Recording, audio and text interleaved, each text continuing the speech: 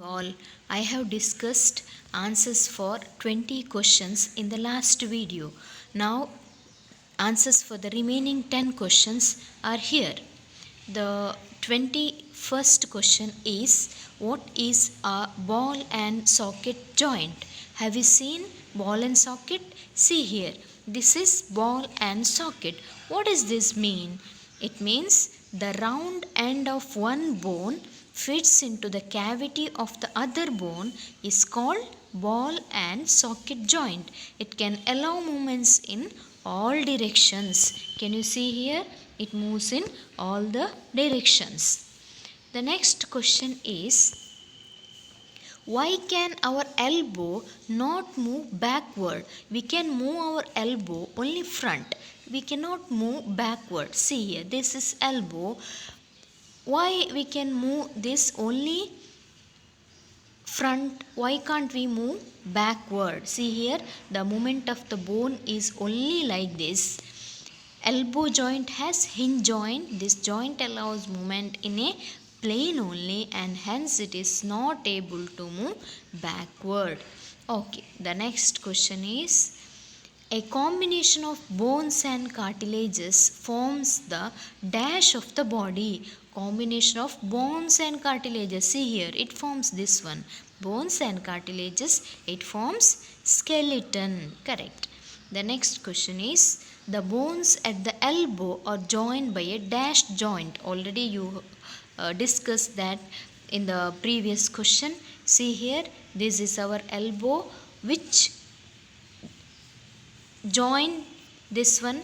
It is hinge joint. Next one, why can a pace or a footstep not be used as a standard unit of length? Our footstep, why we can't use our footstep as a standard unit of length? See here, this is the foot of a baby, this is a foot of an elder one. You can make out the difference. One is short and one is long. So we cannot use this as a standard unit. See here, the size of the foot varies from person to person.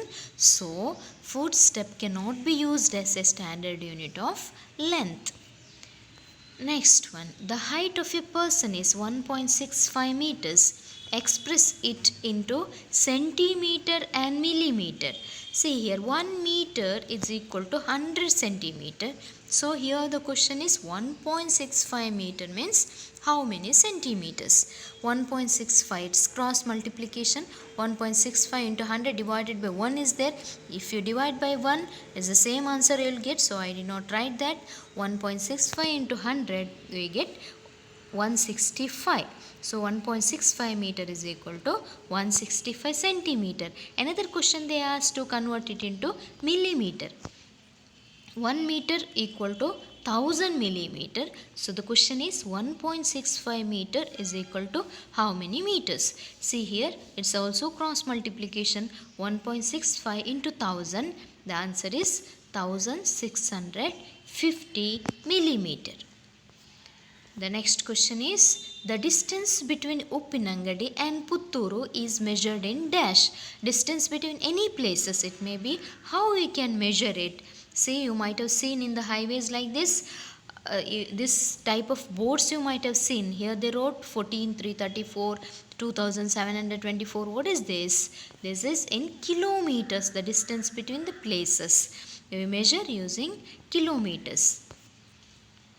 Next, classify the objects or materials given below as opaque, transparent and translucent and luminous or non-luminous. Okay, you see here so many items I have listed, materials I have listed here.